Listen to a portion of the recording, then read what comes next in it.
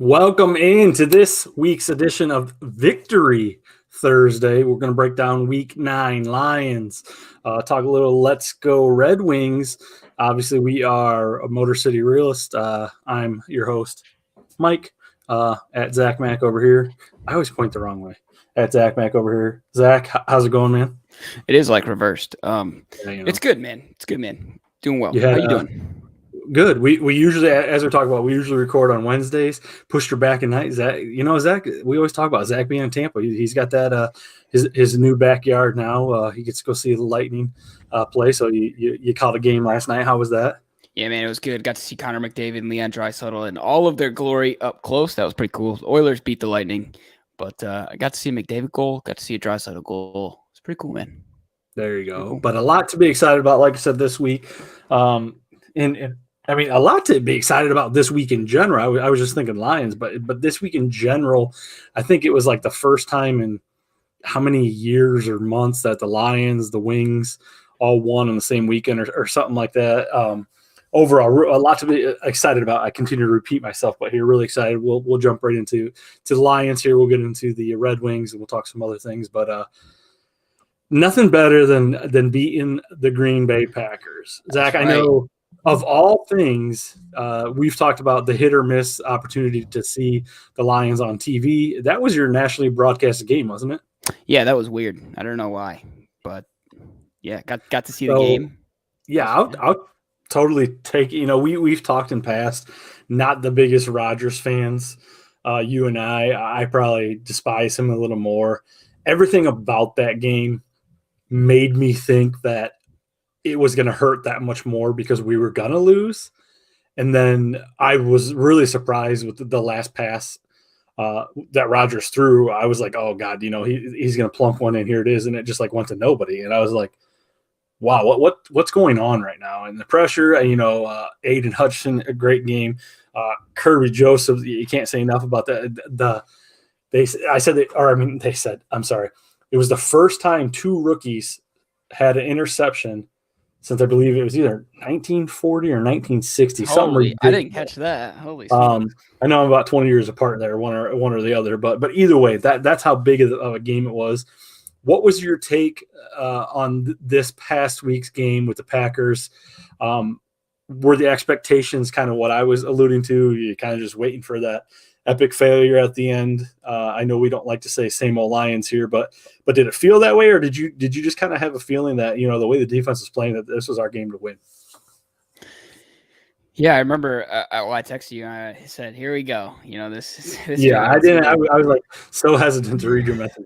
It was either going to be same old Lions or we were going to turn the page. But no, I mean, look, last week you picked a Lions win. I picked a Packers win. So here I am eating my words. Luckily, though, I'm glad I'm eating my words. Glad I was wrong about that. Aaron Rodgers looked like Jared Goff. 3 interceptions. I never would have expected that. 2 out of Kirby Joseph, 1 from Hutchinson, like you said. That blew my mind. When he threw the second one, I was like, I I didn't do any research or anything, but I was like, when is the last time the Lions, if ever, picked off Rodgers twice? And then we did it a third time. It's just not how I expected that game to go at all. And I mean, to hold the Packers to single-digit points, bro, I just would have never guessed that. So as I was watching that game, we've talked about Tom Brady in the past. Tom Brady's one of my fantasy quarterback.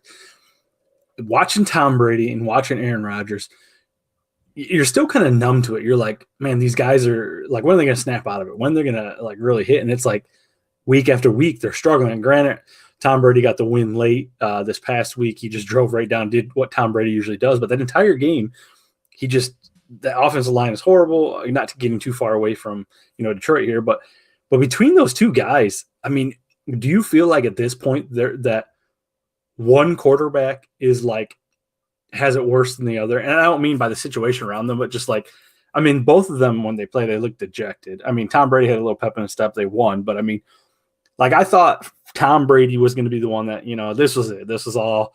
Now I'm watching Rodgers play, and granted, they had 8 people go out, a couple people on defense, but a lot of receivers. He doesn't have a lot of receivers.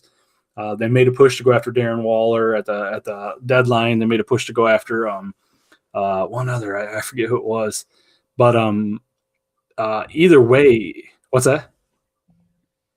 No, but either way, I was really surprised to see between those two guys, not Detroit related. Do you feel like there's one quarterback that has like a leg out? I mean, or are you just saying, yeah, Tom, this is him, or do you really think like this may be the last of Aaron Rodgers, at least in Green Bay? I think so. In I don't know. That's tough because I think Tom's in a better situation. Like obviously he's with how poorly he's played compared to how he normally plays. They're still in the lead in the division at 4-5 because they're in a crapshoot division. Aaron Rodgers is not even close to the lead in his division. Probably not close to a wild card either. I don't know everyone's record off the top of my head.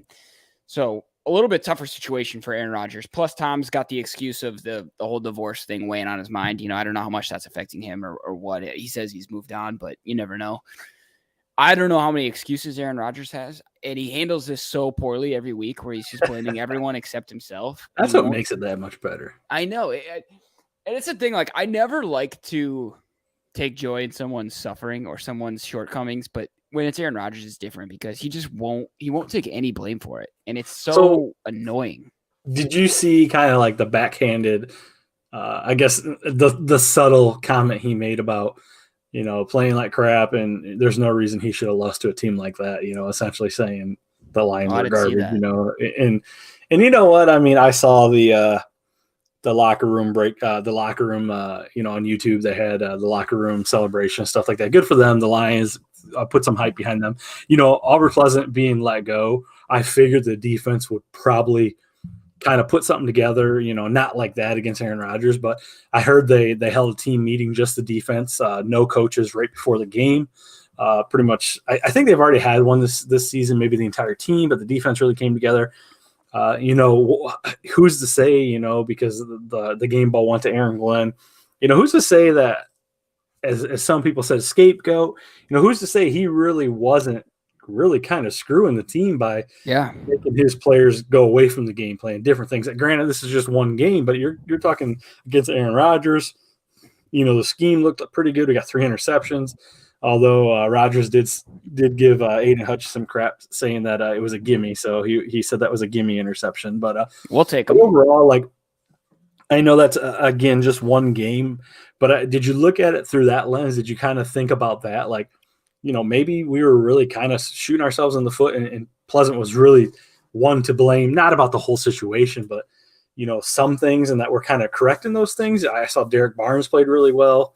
But did you think about that defensively as the way that defense stood, or was it just more so, hey, we kind of let one of our guys go, everybody's kind of on the chopping block, so we kind of really got to put it together?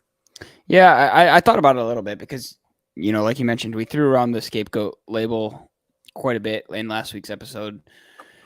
And I even said if he was our scapegoat, then I wasn't mad about it because our secondary was getting torched. And I mean, like you said, here we are this week against the Packers. Aaron Rodgers, of all people, we get 3 interceptions, hold him to 9 points.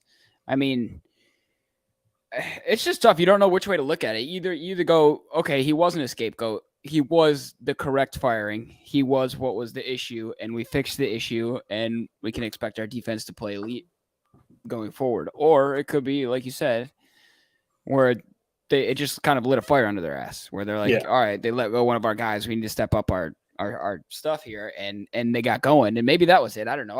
I guess we'll see this weekend, see if they can put together back-to-back performances. But yeah, I thought about it a little bit.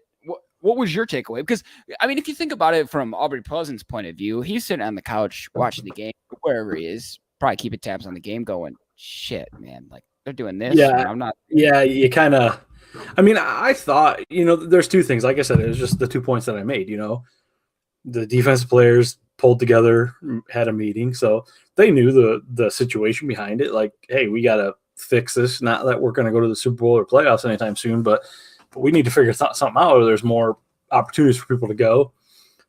But I also kind of wondered, like, was there within the secondary some issues? I mean, I feel like every game, I mean, it's never the same guys back there, and it's constant. I mean, I think every defensive back has played, a significant role this season, whether good, bad, or indifferent. But I feel like there hasn't been a starting. I mean, I'll just say starting four between your two high safeties and your single, I mean, your individual corners there. I don't think there's been a starting. We're talking. What last year's rookie, I can't even pronounce his name, Fatuta or whatever, the guy out of UConn. He's hurt again this year. He played, I think, a few snaps last year. He's hurt. Will Harris, I give it to him. I think he played pretty decent this game, so I can definitely give props to somebody that I've been riding all season. Okuda continues to do well. I think he kind of I felt like he had an off game, but his off game was, compared to the rest of the league, not bad. That just shows how good he really is. Again, Kirby Joseph stepped in, amazing, tons of hype around him. Everybody's talking about him. You'd like to see that continue on through the season. But overall, I think, the defense played well. We got a little push. Pascal's playing good. So a lot of rookie support, which you're going to expect. Did it surprise you? Because one of the things that stuck out to me while I was watching the game was how good the run defense was. Like, Aaron Jones couldn't do anything, and he was getting stuffed almost 2 of every 3 plays, and I was just like, wow. Yeah, good design blitzes, good calls. I feel like in past though, and I'm not going back to the Sioux years, but we've always had that was dominant then, but I always feel like we always had those stands where, the big were 4th down stands, that's huge. On the flip side, I guess not to get away from the defense, but I thought they did great. That was a great run defense. We, Rodgers Jones got banged up a little bit, but there was a lot of plays where Dylan's a freight train of a running back. Mm-hmm.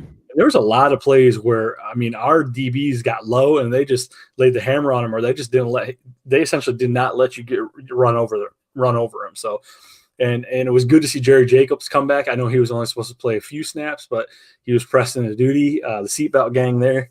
But in general, he looked good. It's nice to have that little shot, in the leg, get back. But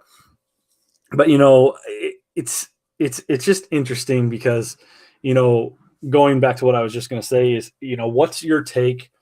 I kind of said this last week. You got a new coach. You're kind of doing everything you can, getting all the calls out of the way this season because you're not going to win, trying everything. But, you're at home. You have a great drive. The first drive of the game, you go down, you go for it on 4th down immediately, and you miss it rather than put the points on the board. Is that something where, whether you're a Campbell fan or not, you kind of getting annoyed with it? Would you rather just see the point? Or you're okay with it this year? I'm annoyed with it. I think you might have brought this. I think you brought it up last week on the episode, and then they go down first drive here and they go for it. I'm like, man, luckily it didn't matter in the end, but that is all I could think of when Aaron Rodgers is driving down at the end, where you got that feeling in your stomach. Well, that's what I was going to say. Okay, yeah, going to win. So yeah, if we had those 3 points up, it doesn't even matter. It doesn't even matter. Yeah, Yeah, and that's all I could think about in the last. I was like, if we would just would have kicked this field goal in the first drive of the.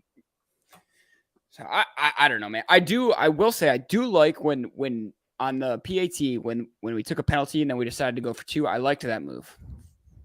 Yeah, that was I do. He's very aggressive, and like I said, hopefully it's just one of those things that he's trying to get out of the way this year to see what works. This year compared to next year, it's totally different, but you scheme things up. But we've been very open to doing different things, and I like that. But to the extent where that first drive, you're at home against the Packers. You usually play the Packers good. It's Aaron Rodgers. You need all the points you can. Where, like you said, on that last drive, if the Packers are driving, it wouldn't even matter. Who cares? They would essentially had to go down, score, and then they would have had to kick an onside kick and get the ball back. Where instead we're potentially talking about a loss. So those are kind of the goods, the bads, the takeaways. But receiving core, I don't think we've really touched on this. Obviously, we got St. Brown. He's always going to be there. He's been consistent. Love that guy. He's really kind of your unorthodox number one because he's a slot receiver. A lot of the outside receivers are your number one receiver. Raymond's played well in spot duty. DJ Chark, I think his time with Detroit is done. He's got one of those nagging ankle injuries. He did nothing wrong. It's just this has been his career. Quentin Cephas, I don't even know at this point what that – I know he's hurt. I don't even know. I saw Tom Kennedy sighting this week. And then we talk about our tight ends. We get rid of Hawk. Hawk I think he had like 7 catches for 70 or 80 yards with Minnesota. But here we are. We got your 2 rookie tight ends. They scored 2 touchdowns in the game. So, everything in this game, talking about victory Thursday, where we're at today against the Green Bay Packers, kind of aligned itself really well because here you are. You're beating the Packers. You're beating Aaron Rodgers. You trade your number one tight end, and both of the backup tight ends score your touchdowns. And then, just everything kind of fell into place. So there's a lot to be excited about. One thing that I want to ask you about, and I've kind of started dissecting this today, and maybe I'm just looking into this, is the whole Swift situation. Mm-hmm.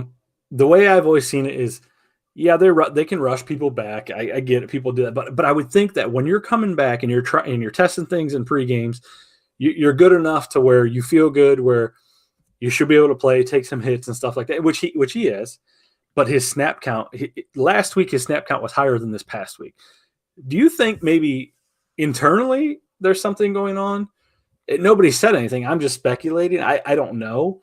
Or are they just really trying to save his reps because Williams has played well? I mean, have you thought much about that? Have you really – because I'm wondering what the hell's going on. I mean, unless he's really that banged up and just feels he has to be on the field. Yeah, I haven't to be honest, until you just said it, I didn't really notice.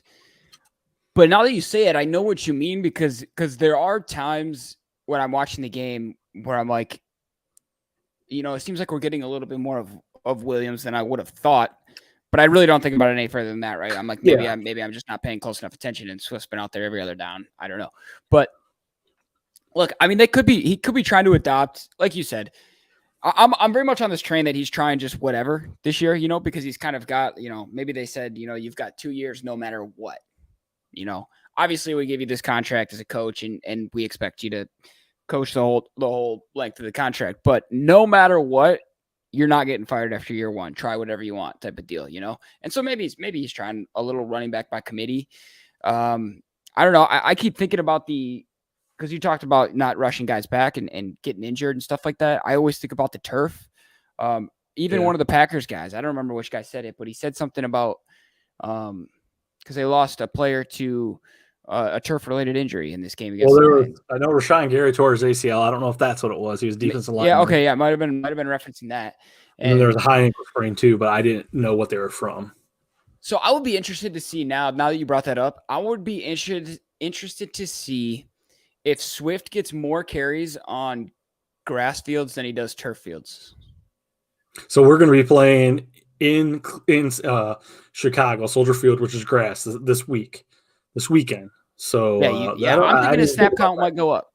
Yes, and that's funny because you have talked about that in previous episodes about injuries because we've talked about our training staff, different things. So that is something, like I said, not splitting hairs, not speculating, but those are kind of things from the outside looking in. We as fans, can I kind of look at and kind of break down. So, but anything else you want to talk about on the game? I feel like we've talked about some pros, some cons. Anything that I missed? That was, I mean, like I said, Hutch had a great game. I feel like the rookies are really contributing. Derek Barnes, his second year, I feel like he took huge steps this past game. But I mean, literally, that's what you like to see in a team that's maybe this bad. You get your rookies and your second year players really, really contributing, because then you can know, okay, we're going to continue to build around this. So anything that I missed or anything you want to talk about?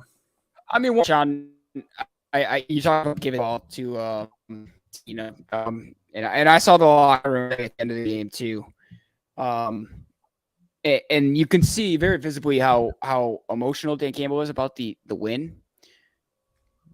But he's always been like this. And I say always, knowing that like we only have 2 wins, but when things go right, he gets emotional, because he cares. He's got passion. He's got passion for the game. He loves the team, loves the guys and whatnot. Yeah. But my question is, at what point do we have to bridge, or we have to take that extra step where we're not getting emotional about wins? We're expecting wins. Well, How I long think does that take? Because that's kind of what AG said. It felt good, but we should get to the point where we expect this. And I agree 100% on that. I feel 100% on that, because also in his pressers, again, I talked about last week, he's kind of like, oh, gee golly, like, he said, man, I'm exhausted, I just want to go home and drink a beer. Like, in the beginning, that stuff's like fun, but like, I agree, like, all right, at this point, like, I know your personality, I get it. It's probably very real and very raw, but to be a head coach, and this is not what's making him a bad coach by any means, but to be a head coach, it's like, sometimes it's just like, okay, all right, maybe we just got to go a different route. The emotion, I get it. I like it. That's why the players like him. But, it's something that is, it's kind of like the fourth down stuff. It's like, okay, now it should be just an expectation to let's do what, you don't want to be like the rest of the league, but let's handle ourselves like the rest of the coaches in the league. So, at least for the most part anyway. So, but anyways, moving on, we'll get into our Red Wings update that we like to throw out here every week. I'm gonna have to get a sponsor segment here for you, Zach. But this is where I'll definitely defer everything to Zach. Zach is the Wings expert, all the way down to the what do we got, the teeny boppers when they come into the league. You know them all. You can pronounce their names where I can't do it. So, but overall, Zach tweeted a graphic, I believe today. And then an hour later, I tweeted the same damn graphic because I wasn't paying attention. So either way, Zach, how we obviously, I know how we feeling about the Wings again after this past week. We got, like we talked about, a big game against the Rangers coming up as well after that win. But overall, second in the standings behind the Bruins. Yeah, that's right. I'm going to sound like a broken record here, man. And I said this last week too, where every time you ask me how the Wings are doing, I'm going to be flip-flopping back and forth. Which I'm going to do. Last week we were coming off an 8-3 loss to the Sabres, and I was like, this team is garbage. We're not playing like a playoff team. What are we doing? Then they have a big week. We beat the Capitals. 3-1. We blanked the Islanders 3-0. Husso gets his second shutout of the year, which leads or is tied for the lead in the league. And we beat the Rangers, come back against the Rangers 3-2 in overtime. That was huge because we were down 2-0 in that game. And then we dropped one to the Canadiens, I think, last night. Yeah, they played last night because I couldn't watch that one because I was at the Bolts game. But I saw that they dropped that one in it's either OT or shootout. But so we still got a point out of that, though. So we could pick up a point in all 4 games since we last recorded. Been a huge week for the Wings. Like you said, tied for second in the division. And for those of you who don't know, that is a playoff spot. So we are playing like a playoff team again here a week later. But I know you'll be right here next week asking me the same question, Mike. And I don't know. I don't know if we'll still be playing like a playoff team. Well, I mean, but there's a lot of things that go into that. And those are things that, again, not to say, hey, we've talked about this, but we've talked about, and I've talked about it last year, the goalie play. What are we doing with goalies? What do we have to worry about? And we're getting some really, really great play out of these goalies. Yeah. I don't know if a lot of that has to do with the defense being a little more shored up than it was previously. or how much of it has to do with Derek Lalonde's coaching defensive schemes. I know it can be an effect for goalies, just depending on what they see in front of them, what kind of guys create or don't create traffic in front of them defense wise, especially on the penalty kill. All of that may be going into it. I don't really know until we ask those hard-hitting questions to the goalies, I would think. But, I mean, we'll see. Like you said, right now, goaltending's been great. The big test coming up this next week is the trip in California. I think we got the one game against the Rangers, and then we go and we play like I don't know in what order, but it's the Ducks, Sharks, and Kings trio. Yeah. And I think the only thing that might be in our favor there is that we've got young players. I don't think that the time difference has as much of an effect on young guys as it does older guys, but I don't know. We'll see. That's going to be a tough test. So, with that being said, obviously going through those time zones, is there, and this is really just me not knowing, has there been in hockey? I know, that's a very physical sport. People take their lumps. We've talked about Bertuzzi in the past, so, him coming back at different things. Are there a lot of transactions week to week or like trip to trip where you see players go up and down, injuries, people falling, or is a hockey roster pretty well shored up for the most part? I mean, is there, I guess more so for the viewers at home in your take. Yeah. If somebody's really struggling, is there a lot of like baseball, sending somebody down, kind of clean them up, develop them, bring them up, or is it just more so just kind of put them on a different line, do different things? Yeah, I mean those switch lines up. That's a good point. If you're a fully healthy team, yeah, you'll see healthy scratches. People that are struggling. I mean for the hockey fans that know who John Tortorella is, he's a coach who's infamous for benching guy. Literally, he'll bench a guy for a game. He'll healthy scratch a star player if he thinks that player is not playing hard enough. It'll happen, but a lot of times, I mean, with the Red Wings right now, we're so banged up that you're playing everybody that you can play. But like you said, they might shift the lines around a little bit. They'll shorten the bench if you're not.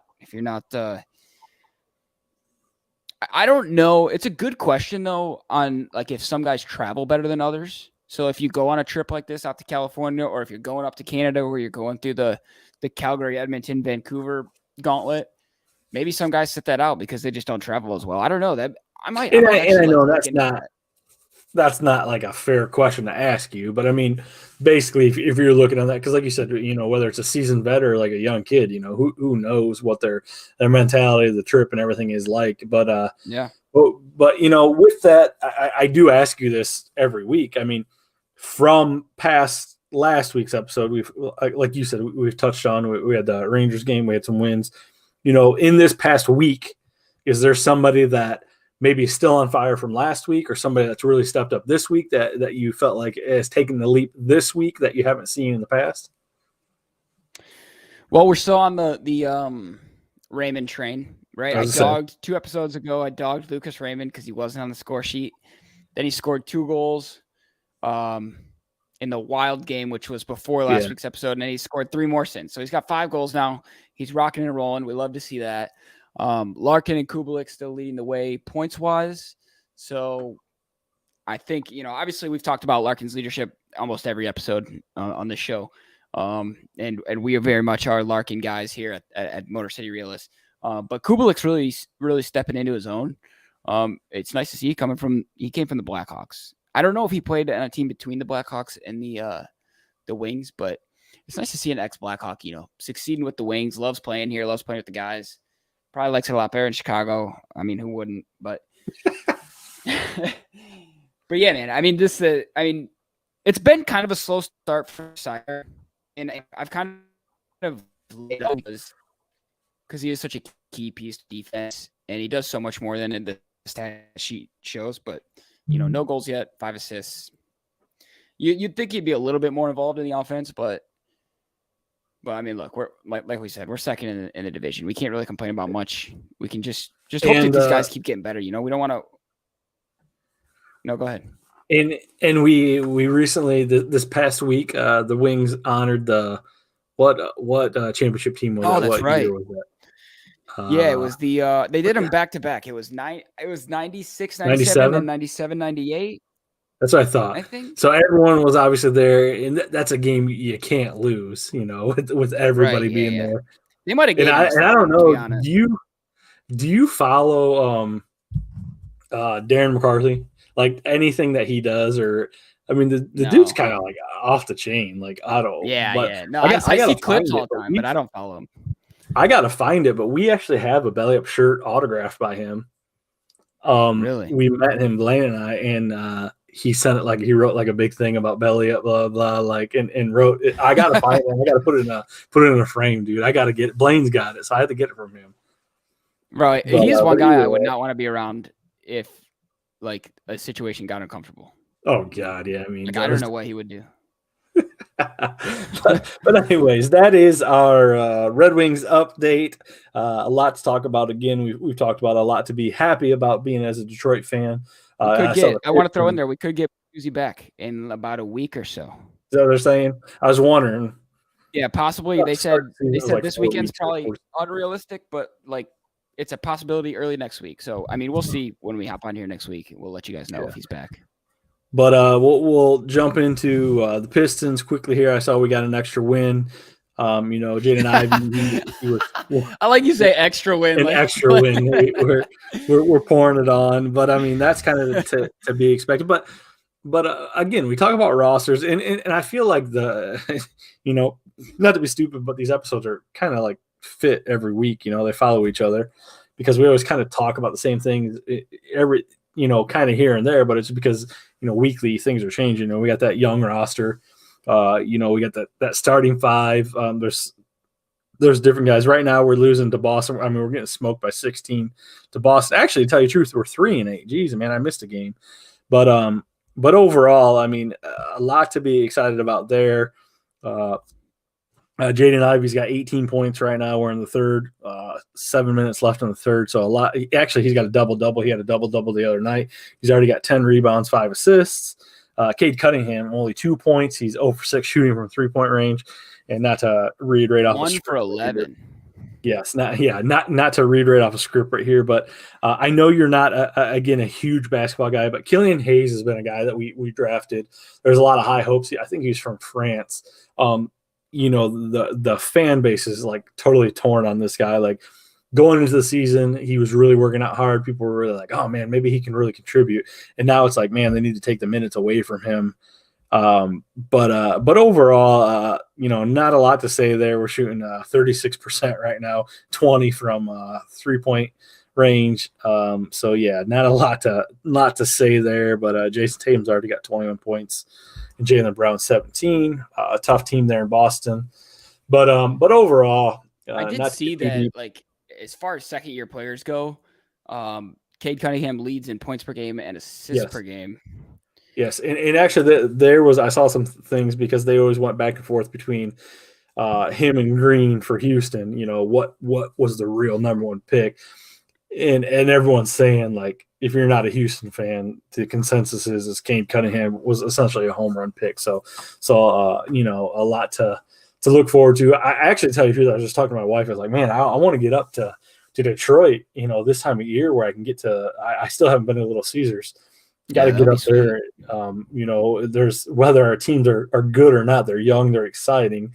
At least, you're going to enjoy what you're doing. And right now is definitely the time to catch a Wings game. So, but yeah, overall, a lot again to be excited about to be a Lions, Pistons, Cavs. Jeez, oh, please, I'm talking about Cavs because I just saw an update on LeBron. They were talking about LeBron, not to get too far here, but LeBron losing to the Cavs the other night, and him just, could you imagine like him thinking to himself like, the Cavs are where they're at right now, and yeah, right. The Lakers have 2 wins. So, but yes, anyways, so. I guess getting back to football here, I know we kind of bounce around at this point because we talked about our sports and stuff like that, our different sports. But getting back to football, have you seen many mock drafts? And with that being said, I'm transitioning here slightly, or I guess lightly, because I really want to talk about. We talk about it every week, but I really, really want to dive into the Detroit Lion fan base on Twitter. Have you seen any mock drafts? Have you seen essentially what the win for the Packers did to this fan base? No, I actually have not I seen mean, a single mock draft. there is legit fans that were pissed that we won because it took us from the number 1 pick to like the number 5 pick. I Oh mean, my like God. pissed, like straight up pissed. Like, Not even and fans. I was gonna send you stuff, and I'm just thinking to myself, like, I can't. And you know, I'm one of those, you know, in the account, like I want to fire back, but I don't want to. I'm not trying to be rude, but I'm just trying to be real. I mean, not to be stupid, but like everyone is Bryce Young, you know, Stroud. I get it. You know, there's tons of talent. I'm not a huge component of that. I still think we hold firm on, especially if we're going to be drafting in the 5 to 10 range. You know, I still think we're going to hold firm to, you know, we're going to have to go defense. There's some defense tackles. I don't know. I don't feel like this draft is really all that loaded. But I am also not a draft guy. You know, I look at it about a month before, really dive in. Obviously, I know the big prospects, but I just don't feel like they're good fits right now. I'm still on the golf train. And when I mean the golf train, I mean he's getting paid. He's young. He's going to be the quarterback. We're still scoring points outside of last week. You know, we still haven't even seen Williams yet. Williams, I'm sorry, and they're saying that he's going to come back in December. At least Campbell is kind of alluding to. I want to see them shore up the defense. I've talked about this before, but the fan base. Let me. I was going to send these to you, but I just like. I don't know, like the people that do the like they just tweet, and it's got to be like late teens, early 20s, because these kids are like so off their rocker about what they tweet. Like I said, one was pissed about going from, you know, winning. We should have, you know, lost that game. Yada yada yada.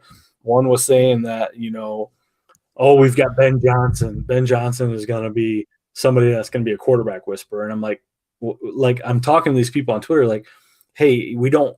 They're talking about, hey, we can take these young guys. We're going to develop them. I said, we don't have anybody that's going to develop these players. Like, well, Ben Johnson's good. Yeah, he's good as an offense coordinator in 1 year. I said, but nobody says he's a quarterback whisperer. You know, we got Mark Brunell. Nobody like this. Yeah. This fan base is so delusional. It pains me to say this because I'm supposed to be on your side. I'm supposed to be in your camp. I'm supposed to support you, but I can't do it. This Lions fan base is so. I can't wait till our Twitter gets going because I want to post some polls where I really want to see. You know, are you really pissed that we beat the Packers because we got some draft picks, or are you on cloud 9 right now because you finally won a game and it was against the Packers? You know, that's one of the things that I want to see. Like Zach, I don't know how much you do scrolling through there, but I feel like I gotta take a time out on Twitter. You know, like sometimes these guys just drive me nuts. If you're spending time, like I only imagine how much your head hurt. Like if I log into our Motor City Realists Twitter and I start scrolling, bro, I can last probably 90 seconds before I'm like, I've seen way too many stupid things being said. I don't know how you beat the Packers and are upset about it. You cannot be alive. Like, look, we win nothing ever. And when we finally beat our biggest rival and the most hated man in the NFL, we're going to be pissed about it. It doesn't make any sense to me. Yeah, that's what I'm just kind of looking at. Look at Kev says it's not just us. He says it's not just Lions fans, at least. It's football fans in general. I can understand that. I don't disbelieve. But I feel like we've been losing for so long. Why are you going to be mad that you're winning? That's one thing I don't understand. Like I'm telling you right now, we had Ryan on not too long ago talk about the Jets. I feel like the Lions are completely following that script because the Jets had a haul in the draft last year. They put tons of talent on that team. They're still not where they need to be, but don't get me wrong, they just beat the Bills. So Don't get me wrong. And I feel like that is this year going into the draft. This year, tons of picks. We're going to try to get as much as we can out of this draft. We've got a young core that's good. Jared Goff is still the quarterback. The offensive line is top 5 in the entire league. You know, that's one thing that people don't say, people don't talk about is, Goff makes mistakes. I totally understand, but I think he's one of the least sacked quarterbacks in the league. And then you're looking at old Matty Stafford, which there's I don't know if you saw this pop up today, which this stuff blows my mind too, is Matt Stafford is now in concussion protocol. And I didn't read it all. They're saying there's a very real chance that he could miss the game. But, you're talking Wednesday. And you know what? To tell you the truth, Zach, you've never corrected me. I just realized we're on Wednesday. And I keep saying Victory Thursday. Oh, yeah, you said it earlier. But jeez, everyone knows, man. Yeah. No. By the time, well, actually, it'll be Thursday next week when this episode gets released. So no, but either way, they're saying he's in concussion protocol. But those things, like, Stafford, I think, has been sacked the most in the league, or him and Burrow or something like that. But and that's another thing. Tom Brady is still Tom Brady, but his offensive line is atrocious, and he's got absolutely nowhere to go. And the first thing he's going to do when someone's running at him is sit on the ground, because I love those guys when they know they're going to take a sack, they just like flop on the ground because they're just so old. Yeah. Brutal. Here's the difference, man. Is none of these quarterbacks that you listed will ever publicly blame other people on their team, and that's what Aaron Rodgers does, and that's why he's a human piece of garbage. That's why he's a goon, and that's why we here he just drives us nuts. And like I said, and then he takes those subtle shots at the Lions, like, okay, I get it. And he doesn't care what we think. He said he doesn't care what the media thinks. So, but I also don't care what he thinks. So, I feel like ways, I mean, I know he's famous and whatever, he's got money, but like, I just never understand some of these people who they date and who they're with, and it's just like, like Erin Andrews. I still go back to that. Like, she was like literally. Like, they were a thing for a long time, like what, like, well, I don't even, I mean, I don't know. I look at him put his helmet on, and I just see like the real frail pieces of hair like flip out that he like got all slicked back. Man, he's just a gross, toxic, like, he's so like slime ball. Like he's, I don't know, man. I feel like he smells like a charcuterie board, Like, that's probably what he smells like. Can you describe how a charcuterie board smells? Man, it's like you got all the weird sausages and the meats and the stinky cheeses and all the olives, and like it tastes really good. Like he's a good quarterback, right? And you like what he puts out of the field. But like if you went up and smelled it, you'd be like, I don't think I want to smell that again. That's what I think Aaron Rodgers is. Oh man. So before we get out of here tonight, let's quickly talk about going into Soldier Field, Chicago. Yeah. I think Detroit is getting 2 points or something like that, which is actually surprising. It's based off of where you're at, where you're betting. It's pretty much even almost. I mean, Detroit's showing a little bit. Fields the past couple games is lighting the world on fire. We've always had those. Yes, there you go, Kevin, with the comment through YouTube. Aaron Rodgers tastes really good. Zach Mack. That's by him. So, Justin Fields playing great. The offense is starting to go on. I still look at this game as, even though Chicago is kind of getting on track, I feel like our momentum should carry over. Hopefully, Joseph will be able to play. Still outside our secondary, getting people back healthy and stuff like that. So I'm gonna say that our offense gets back on track. I think I predicted 27 or 24 points last week. Fell short of that.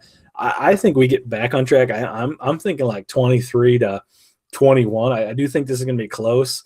And I'm not saying 23 points is getting back on track, but after a 15-point game, I'm hoping there's no fourth and whatever, and we go for it. I'm hoping we take the points. But I'm again going on the road saying that we should beat the Chicago team, even with the way Fields is playing, because on paper there's just not much around them. They got rid of Roquan Smith. Their running game, both those running backs are good running backs, but like you said, hopefully that defensive line can carry over that rushing attack. Yeah, I'm gonna side with you. I think the only way that we lose is if it's like a rainy. I don't know what the forecast is like, but if it's like raining, sloppy, and like running ball is the only thing that either team could do. They're probably gonna just eventually kick our shit in. But I'm gonna give us a 21-13 victory. 21 because I've learned now that we don't kick field goals, so we're just gonna stick with 21, and I'll say that the Bears miss an extra point or something. So 21-13. Like you said, I think we stick with stifling the run game. It definitely won't be as easy as it was against the Packers because the Bears, at least at one point, had the best rush offense. I don't know if they still do, but point being is their rushing offense is very, very strong. So, but I look for our rushing defense to stay tough and stifle that a little bit. And yeah, see if we can pull out a victory at Soldier Field. And if the Packers lose to the Cowboys, which I'm pretty sure they will, we'll be in second place again. And with that being said, we are going to count Swift's reps to see how they are in that grass as opposed to the turf. That is a great point by Zach there. So, but Zach, again, before we head out of here, I know I just mentioned that we usually go to a roundtable topics. Anything that's going on in the world, sports related, politics, we always say we don't really talk, John. We kind of poke fun of it. Anything going on in your realm, your end of the world that you just want to touch on? Yes, sir. I want to point out that we are fresh off of a Alabama loss and a Clemson loss. Is Kevin still in the comments? No, he left, unfortunately. But they round out 9-10. In my so humble opinion, I don't think either of them should be in the top 10. But here we are. Alabama sits at 9. Clemson sits at 10 in the playoff rankings. But in all likelihood, neither of them, hopefully, fingers crossed, will be in the playoff when it's all said and done. However, your Buckeyes will be. And, it's Michigan also slotted in there. Well, it's funny because I saw a comment that was very funny to me because it said this playoff is setting up to be. It could essentially be Ohio State versus Michigan in the playoffs. And I'm thinking to myself, like, do you not realize the last game of the season they play each other? Yeah. And one of them's gonna knock each other off. Like, this was like an analyst. I'm just like, well, I mean, people get paid to do this stuff, like, but whatever. But yeah, I mean, Michigan's looking great. Probably the best rushing attack in the all of football. Ohio State's kind of had flashes. Again, Stroud as an athlete. I think he is like. This is where people probably look at me like, what the hell's wrong with you? Because I'm a Lions fan and a Ohio State fan. But Stroud is very much like Goff, not nowhere near mobility, stuff like that. But I mean, they can win you some games, but they can also make some really boneheaded plays, and that's where he kind of is. And he kind of, but I mean, granted, we're still winning. We got a good Ohio State's got a good running attack. So yeah, November, I believe 26th. Really looking forward to that game. Georgia looks tough. I didn't think Tennessee was going to win by any means. They had a great run. That's good. But TCU jumping in at number 4, I feel like really, I really do feel like Georgia being as tough as they are, they got tons of weapons. I think Georgia, Ohio State, Georgia, Michigan would be your best bet. Yeah. Depending on what happens, obviously I want to see Ohio State here, but I would like to see either Big Ten team really kind of put it to them, but we'll see. Yeah, that's a good call out there because Michigan's looking good this year, so it'll be interesting to see. Yeah, it's gonna be easy to see how that shakes out down the stretch. But yes, in my topic here, I'm not to talk about it again 2 weeks in a row, but Elon Musk's, oh man, he's this guy is shaking Twitter up. I don't know if you guys ever heard about Ball Sack Sports.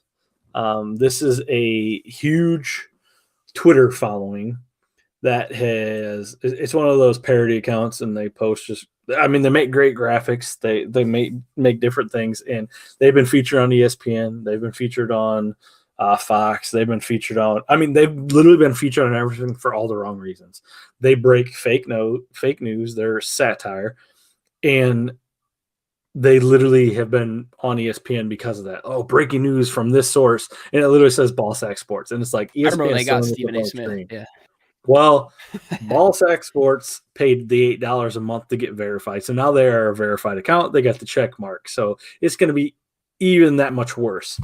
On the flip side, I do want to say something that is not good, which you kind of would expect this. Parker Ainsworth, he's actually our hoops lead here at Belly Up, a huge Rockets fan. He's very, he and I have had a lot of conversation. We're very against the check mark for $8 a month because it essentially muddies the water for real reliable sources.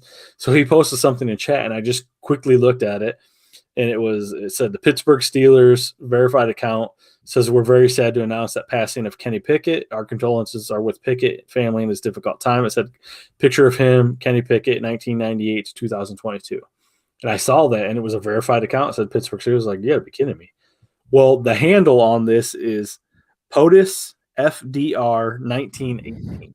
So basically, they paid the $8 a month to get verified. Their handle is at POTUS, but their actual name is Pittsburgh Steelers verified account. So, I mean, I love Twitter. That's where I go to. Twitter is where I like to scroll, but I feel like I'm going to have to go to Facebook or something. It pains me to say, I'm not a Facebook guy by any means. I'm not an Instagram guy by any means.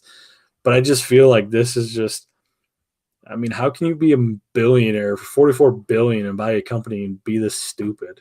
Yeah, man. I saw building on top of that, I saw he was going to make it the algorithm difficult so that if you weren't verified, if you decided your account gets buried basically. Yeah. So your tweets won't show up on people's timelines as often. It's crazy, man. He thinks this is a way he's taken over. I don't know. Since he's taken over, they've lost I think $1 billion a day or a week or something like that, just based off of things. So he's doing this, which everyone's gonna pay $8. But I mean, what about all those accounts that really are verified? Those, I mean, it's just it's a sad day, at least for sports media, because on Twitter, that's one thing you really work for, because you can be a reliable source. Although I do think there are some accounts that people get that verification for absolutely nothing. Now you got to look for that little official. It says now it says an official, which I don't know. I just feel like Twitter's about to shit the bed. Yeah. And actually, to tell you the truth, we're not even live on Twitter tonight. That's what I told you. I was like, yeah, we need to do something else. So we're switching it up a little bit, but it's just wild. Excuse me, wild to think what's going on, but yeah, next week I'll have a different topic. I can't talk about Musk 3 weeks in a row, so. That's why we didn't go live on Twitter today. Is our boycott. Our boycott of Twitter, even though this is our only forms of media because we don't have a Facebook or anything right now. But anyway, Zach, anything you want to add before we head out of here? No, man. That's it. I think we covered it all. We're looking for a win, Soldier Field. We're looking for a good stretch out west for the Wings, and maybe the Pistons will pick up another extra win. Absolutely. So with that being said, Zach and I are both on the Lions this week, which rarely happens. We usually feel like we have to pick against each other just to even things out. So we're both on them out there in Soldier Field. So excited to see this game. But we will see you guys all next week. Tune in here live on YouTube, Belly Up YouTube. And we will, like I said, see you next week. You guys all have a nice night. See you next week.